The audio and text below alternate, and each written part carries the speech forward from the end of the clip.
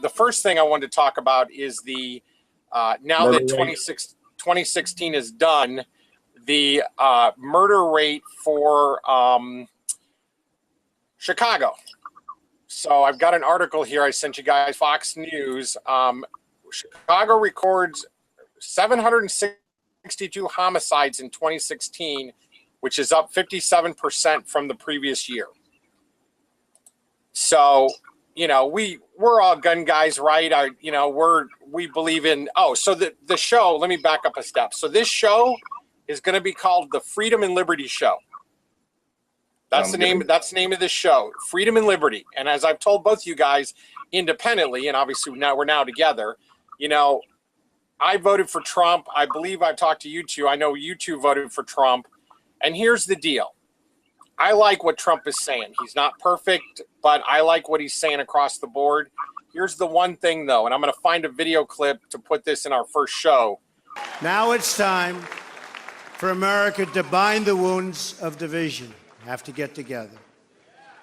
To all Republicans and Democrats and independents across this nation, I say it is time for us to come together as one united people. And that is that we don't need to come together as a country. What we need is a standard. And that standard is liberty and freedom. And if you don't like it, get out. Pretty much. So that's what, to me, that's what this show is about. And, you know, we're going to talk about, obviously, what liberty and freedom is. And we know that the number one thing that promotes liberty and freedom among the people is this right here. Is owning the firearms, carrying the firearms. So that's what it's all about. The Second Amendment protects all the others. That's right. And protects ourselves, protects our own rights. So, so the Chicago murder rate. So here's how to solve that problem and why I wanted to talk about it. So I spent most of my life being raised around the suburbs of Chicago. And so, you know, gun control is always about control, right? It's not about guns. It's about controlling the people. So if you want to stop the murders in Chicago, and that's not even the suburbs, that's not all the near suburbs that surround Chicago and all that kind of stuff. It's just the city proper, 572 murders. So you want to stop that, you arm every legal citizen over the age of 21 or older that wants to be armed. And here's what's going to happen. What's going to happen is you're going to have about 6 or 8 weeks where murders are going to spike, and then all of a sudden the dust is going to settle and everything's going to be nice and quiet. Yep. I couldn't agree more. Yeah, absolutely. I mean, when you look at that rate, I mean, the burglary rate there was insane. It said property theft, property crimes, 2,946,000. That's insane.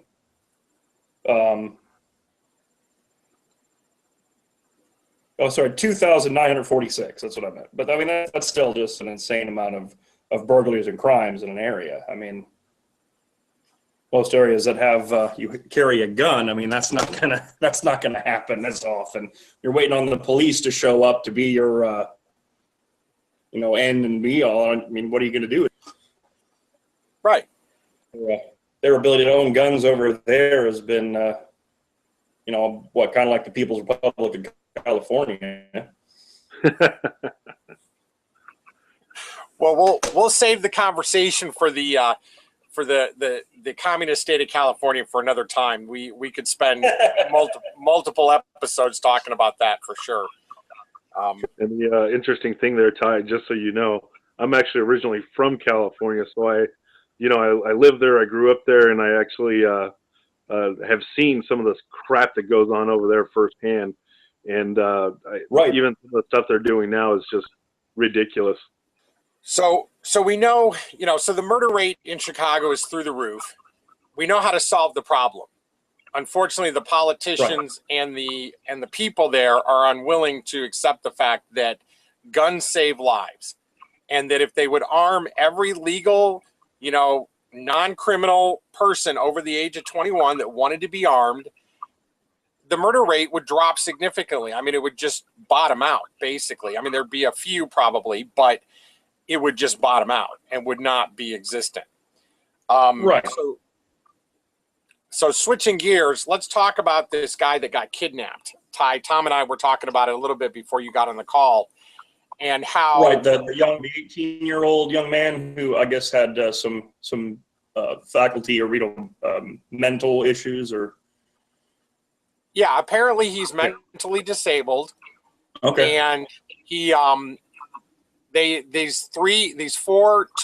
two black girls, two black guys, they kidnapped him and they held him for 2 days. But to tell you how utterly stupid these 4 people are, I mean, it's stupid to kidnap somebody and torture them, but they Facebook Live the whole thing apparently.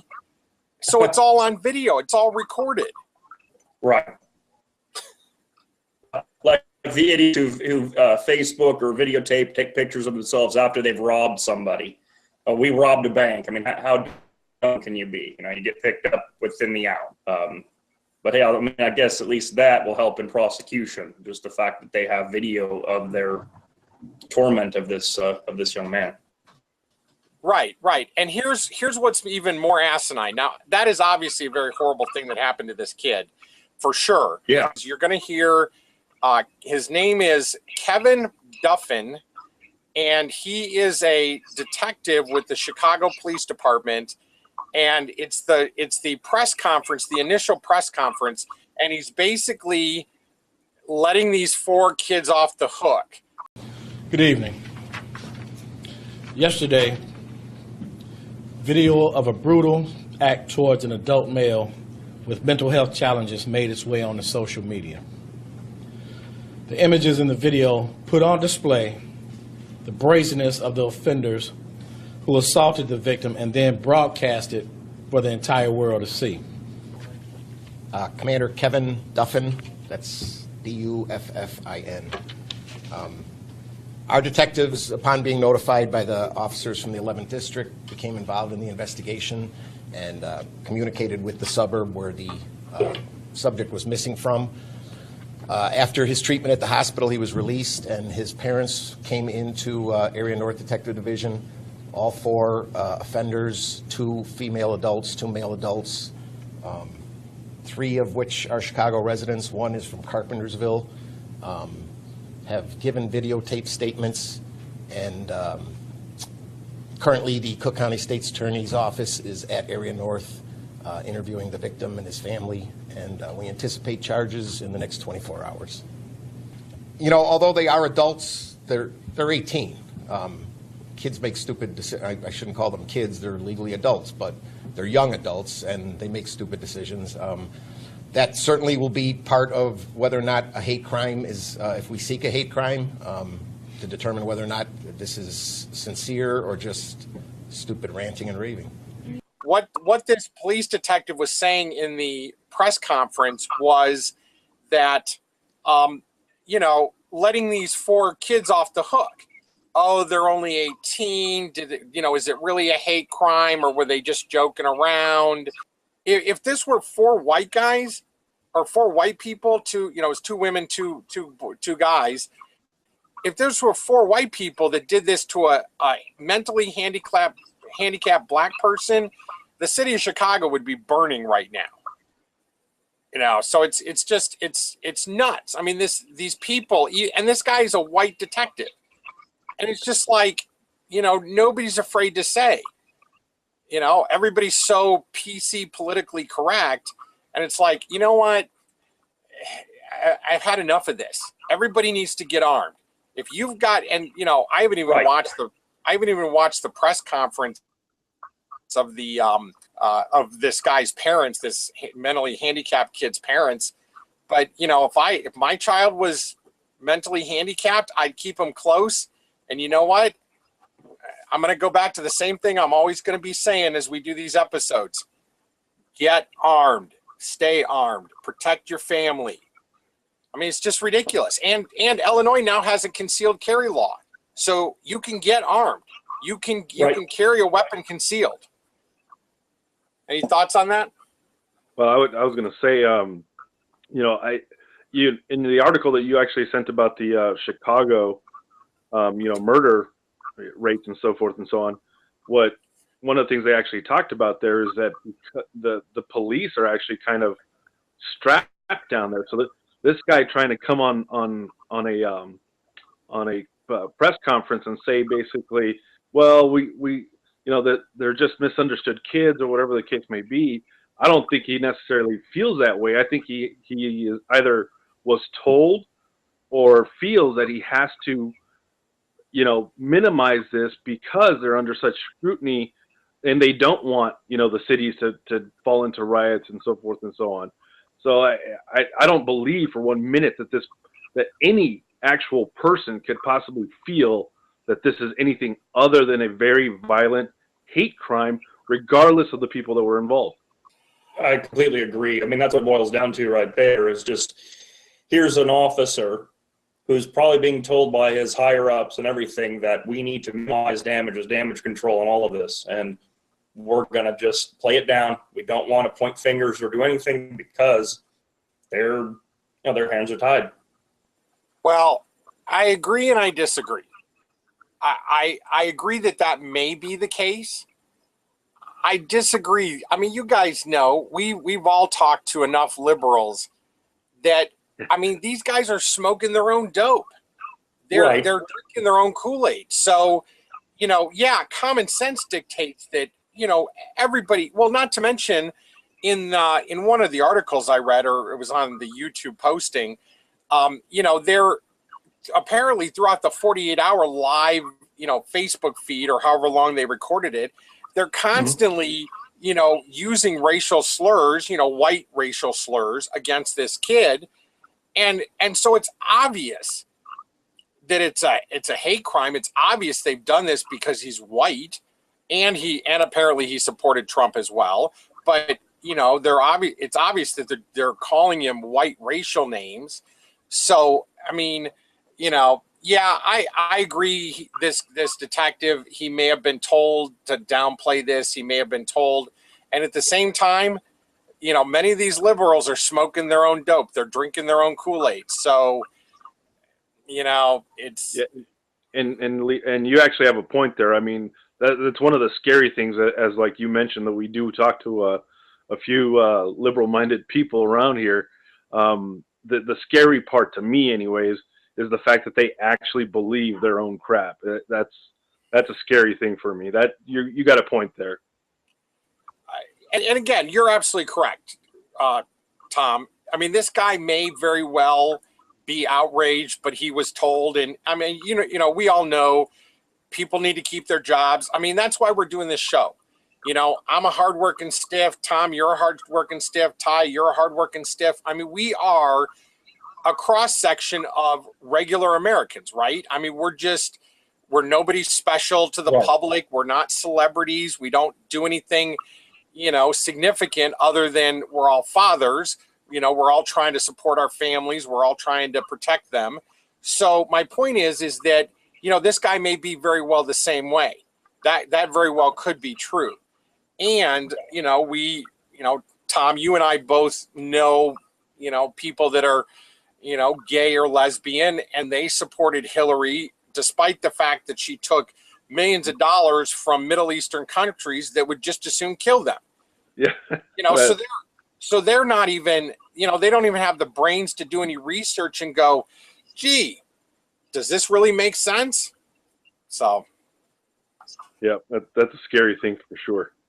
All right, so we talked about the Chicago murder rate. We talked about this guy being kidnapped. Hopefully they'll charge him with federal kidnapping because that right there is going to carry some weight, not to mention any hate crime or assault with, the torture angle or anything. So I unless something goes horribly wrong with the trial, these four should end up spending the rest of their lives in jail unless one of them sells out and cuts a deal to turn on the other three.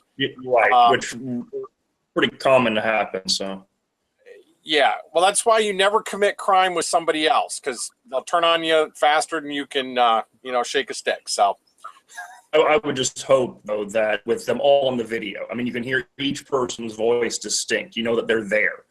So saying one person had more to do with it than another, I mean, the lie is going to be sifted through by the investigators, I hope. But yeah, the gentleman that got on there, the officer, just the fact that they were all on the video. So, I mean, it would be very difficult for one of them to point the finger at any other individual. So hopefully they can all be prosecuted, because each one of them is on the video, their voice, they're a lot of times, I think they even show themselves on the video and, yelling slurs at the individual and everything. So hopefully they, being able to cut a deal is kind of hard when you're all, you all broadcast yourself, doing something so terrible. Actively participating in the event itself, right? Right. Right, I agree. And, we've all seen prosecutors do stupid crap. So, we'll see. Who knows? I'm just speculating that possibly, depending on the, evidence or what a prosecutor thinks they can, charge them with and get a jury to buy, why, it wouldn't surprise me. I'm not saying it's going to happen, but it wouldn't surprise me if, one of them sold out the other three and got a lighter sentence because of their testimony or whatever. So. Right. All right. Well, so we talked about the murder rate. We talked about this guy being kidnapped. Let's move on to the Orlando shooter. It appears that this guy was involved in some kind of mind control stuff with the military. That's what's being reported, of course, out of the real news media, as opposed to, what we know to be the propaganda machines that generate all this crap. So, but the most interesting thing, and I'll get your guys' comment on this, is just like with the the Aurora movie theater shooter, I forget his name, but, he supposedly shot everything up, walked out the back door, sat down to be arrested. Well, what shooter does that? They don't. That's not normal. Well, this guy did the same thing. He shot off apparently two pistol magazines, or three, killed 5 people, wounded 8 more, and then when he ran out of ammo, he laid down spread eagle waiting to be captured. Who does that? That's not a normal psychotic person. There's something else going on there. Well, I agree with you. It just doesn't make any kind of sense that, why somebody would do something like that. If you're going into if this was all premeditated and you were planning on this and you knew you were going to empty out a bunch of clips of rounds into a crowd of people, I don't believe that anyone would actually just kind of go, okay, I'm done, lay down and wait to be arrested. It just doesn't make sense. Yeah, I agree. I mean, just none of that really seems to make sense to me at all. I mean, to do something like that, I mean, I know that the individual, this scumbag, claimed to have been in, I guess he had been prior service. He had actually served in Iraq, and family members had said that he had come back a different person. So rather than maybe just PTSD and that sort of a thing coming onto it, how can you have, because they was talking about how he was never the same. He said he saw children killed, he saw this. And then what would then make you decide to move to, I'm going to be the one who's perpetrating this sort of a violence? To go from, it was such a horrible thing, I need therapy, and his family wanting a specific mental therapy and stuff through the VA for him, and yet then he's the one to go out and do this, which kind of gives some, makes you think a little bit that maybe there was something else going on with what they were trying, or somebody actually planting something in this person. Right. Well, go ahead, Tom. Go ahead. I was going to say, and I don't know, Lee, if you want to actually probably post the link to the article that you and I looked at, the real media. Right. But, I mean, there's some interesting stuff there that makes you wonder that perhaps what's in this article is very true, because the behavior of what this individual did and the steps that he took makes sense if these things that are outlined in this article are true. you know, where, you know, in the article they kind of said that possibly someone walked up to him and actually gave him some kind of activation code to kind of execute this. Well, what do you do if you're programmed to do something and all of a sudden it's complete? Then you just lay down and wait to be arrested.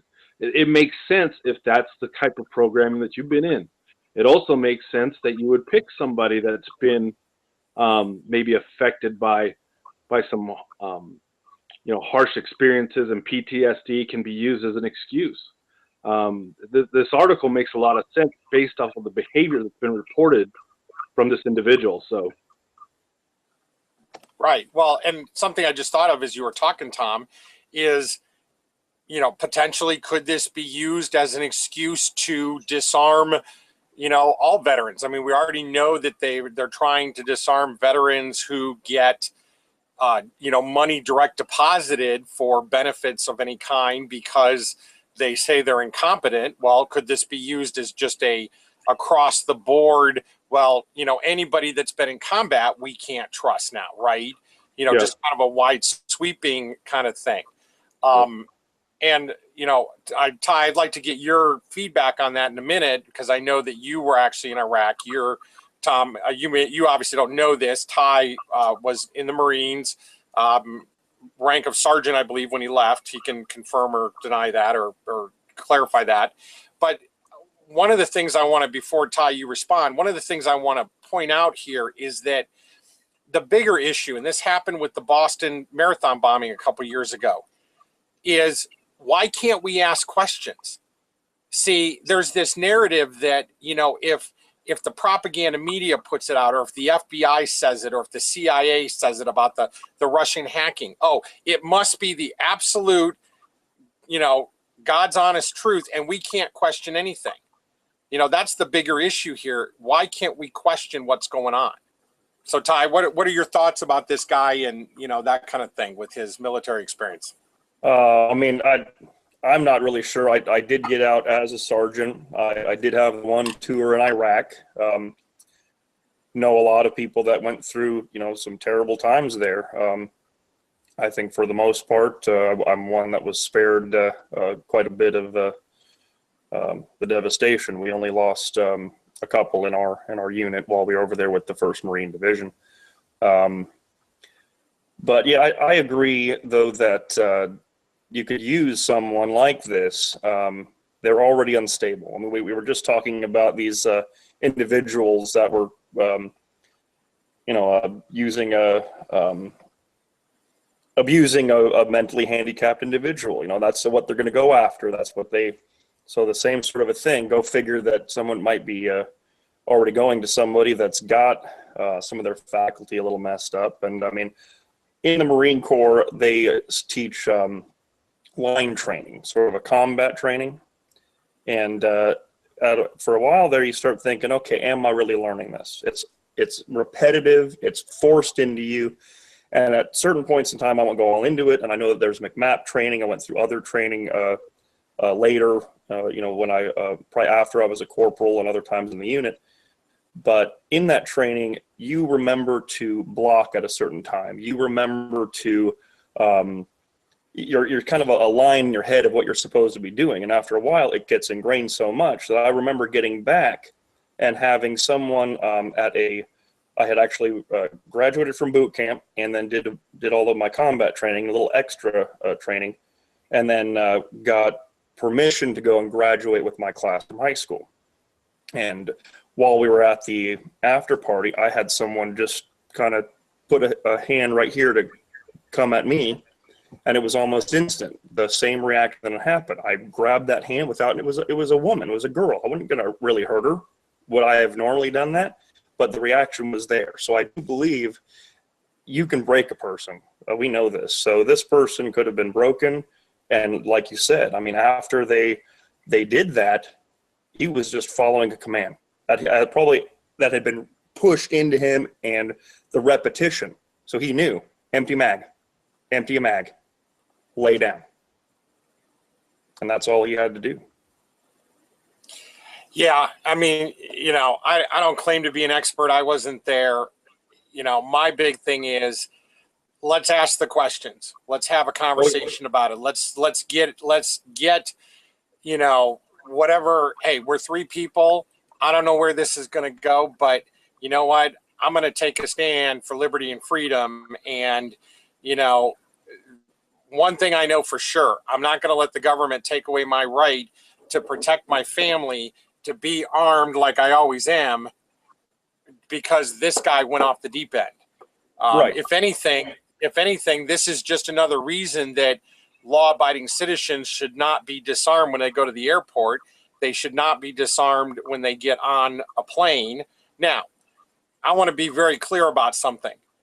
I believe in everybody's right to own a firearm. I also believe that everybody should get training. I mean, how many people do we know that are stupid that own a firearm? Now, that's not a restriction for owning a firearm, and I'm not saying it should be. But we all know you need to know the safety rules.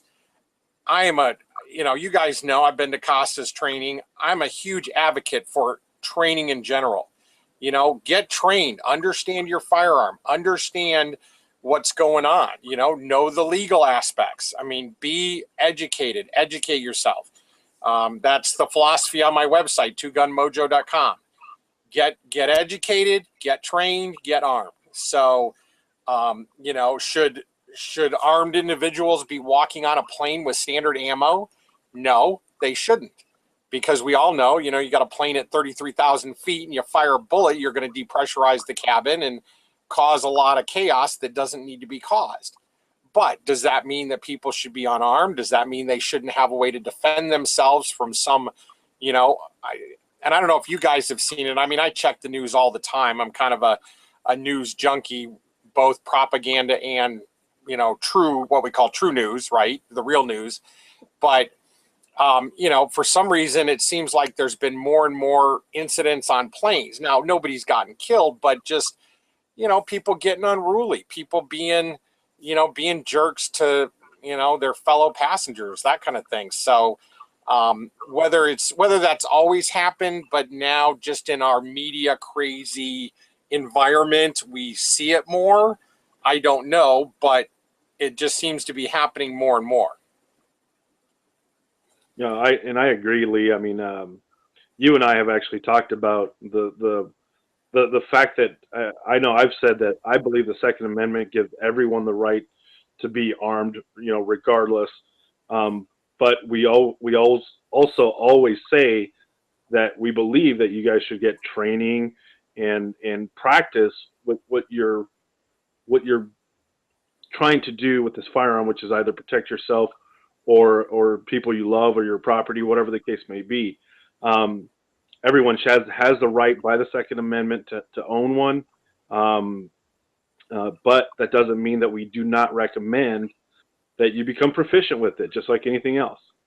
So, but I agree also with the news stuff that we're constantly hearing more and more and more, and I don't think that that's any different than before in our lives. It's like you said, it's just because you hear about it more and more in the media. We've actually heard from some other people in the past where they say that everyone is kind of a reporter now because of this instant ability to post information onto the internet.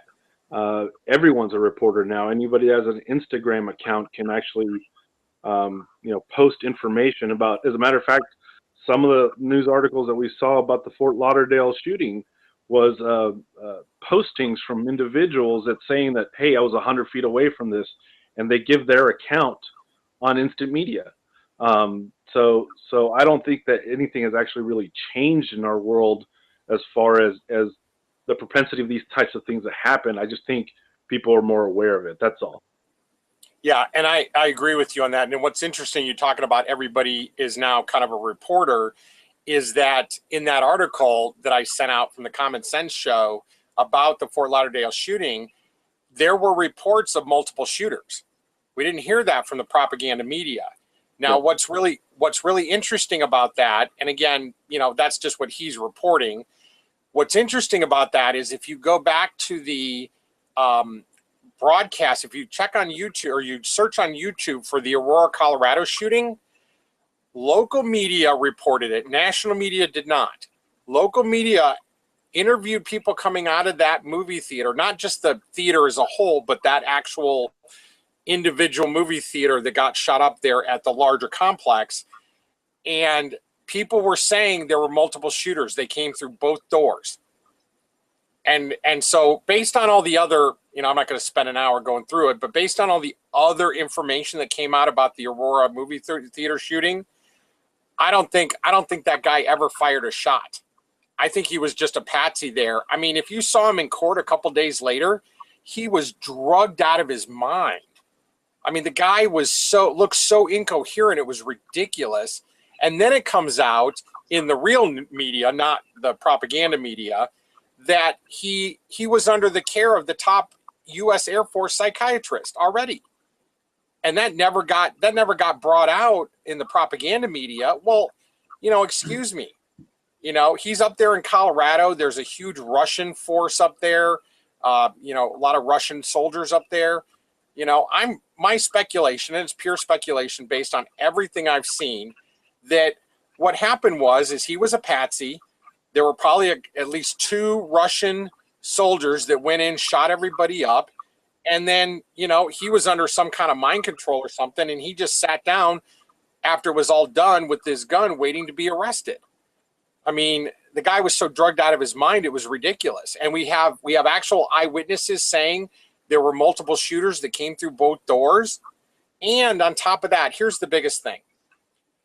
So that happened at 12:30 a.m., 1 a.m., right? It was a midnight showing on the Thursday going into Friday morning, right? So at 8 a.m. Colorado time, Mountain Standard Time, the Aurora, Colorado police chief, I don't know if he's still the same chief now, goes on national TV and says, we know exactly what happened. There was only one shooter, enough said. Well, there were 12 dead, who knows how many more wounded? And you mean to tell me that your crime scene investigative people collecting all the evidence can make that determination after what? Okay, so it happened at about 1 a.m. Police arrived, shortly thereafter, 15 minutes later, whatever. They secure him at maybe 2 a.m. So 6 hours, less than 6 hours, and you already know exactly everything that happened? I mean, that's ridiculous. That's absolutely ridiculous. So it's just the level of BS that's coming out, and with all of this stuff, right? It's going to be interesting to see what the angle is with the Aurora shooter. Same, and actually, what's interesting, so the multiple shooter thing, when San Bernardino happened, was that 2016 or was that 2015? I forget. It wasn't too long ago. I think it was 15. Okay, I'll have to look it up, but it's not been what, a year and a half, right? I mean, it wasn't too far ago. So I was at work, I was watching the foxnews.com website, the national website, and they were streaming the local Fox station there in San Bernardino or LA or wherever, what the local Fox station was close to them. And a lady called in and said there were multiple guys in black uniforms with tactical gear that did this shooting. And the news reporter, the news broadcaster was like, oh no, we know now it was this lone couple, and just cut her off, and that was it. Well, wait a second. You've got somebody who's calling in going, I saw what happened. I was there. I saw 3, I think she said it was 3 guys go in. Now, consider this with San Bernardino. This makes a lot of sense because all of a sudden, this couple, these 2 people, right, who by the way, I want to point out, apparently didn't weigh 200 pounds between the 2 of them. And my point to that is, how do 2 people that weigh less than 100 pounds apiece carry fully automatic weapons and all the ammo they would need in tac gear to carry this out, right? I mean, that's ridiculous, okay?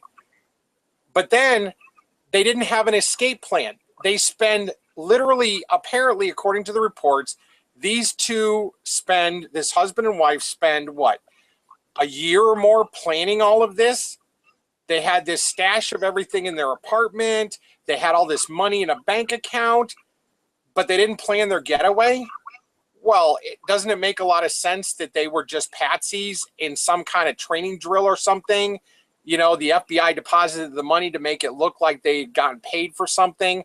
But then all of a sudden they're driving around in an SUV like they don't know where they're going. Well, that's because they realized they got set up and they had no escape plan. Interesting thought. Yeah, and again, that makes a lot of sense as far as what you're saying. It just what you're saying makes sense, not what actually happened makes sense. That makes no sense whatsoever. And I believe that later on, after the actual event, they actually did take claim for it. I don't know why they would, but to me, it doesn't sound like they really were involved. I think they were set up in some manner, and something else really ended up happening that day.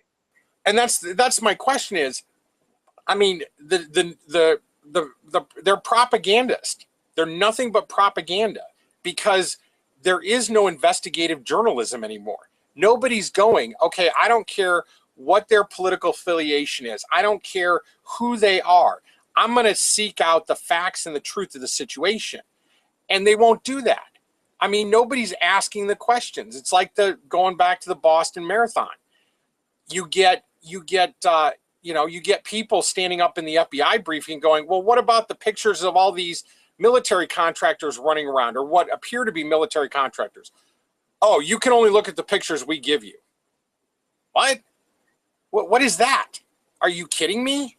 I mean, the fact that we cannot ask questions, or that they don't want us to ask questions, or that, we can't consider alternate angles and look at, okay, what's really going on? I mean, it's such a setup. It's just, ugh.